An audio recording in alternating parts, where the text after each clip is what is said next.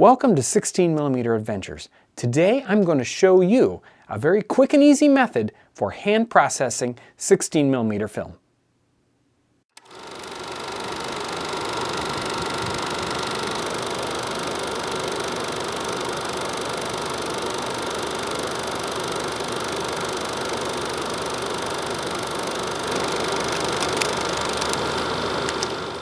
Let's talk about the things you need for processing your 16mm film. First, you're going to need your exposed 16mm film to process.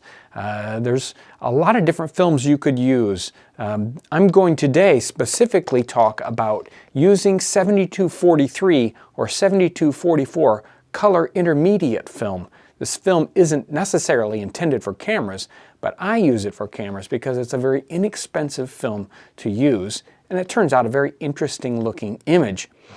Another thing you're going to need is a darkroom. You're going to need either a photographic darkroom or just a very dark closet. You're also going to need a sink. Laundry sinks are really good for this, or a kitchen sink. Another thing you're going to need for this is 3 1-gallon pitchers. Just go down to the dollar store or some inexpensive store, pick up 3 plastic 1-gallon pitchers. They shouldn't be very expensive, and you're going to need to label them so that you can keep them straight. You're going to need one that's labeled pre-wash, another one that's labeled developer, and another one that's labeled fixer. Another item you're going to find necessary is a dark tank. Dark tanks will allow you to do all the processing out in the light once you've loaded your exposed film in your dark tank in the dark.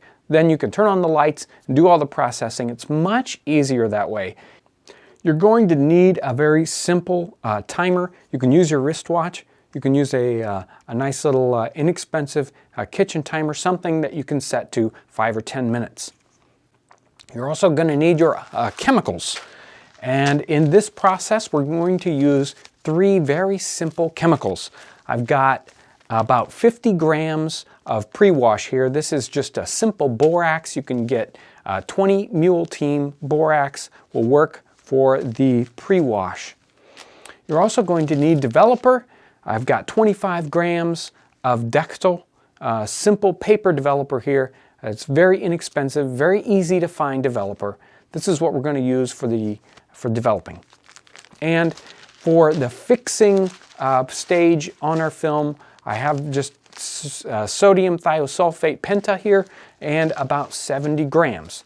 This is going to be used as a one-shot developing process. These chemicals, once you've used them, you just pour them down the drain, and you don't have to worry about storing chemicals and them going bad or trying to replenish them.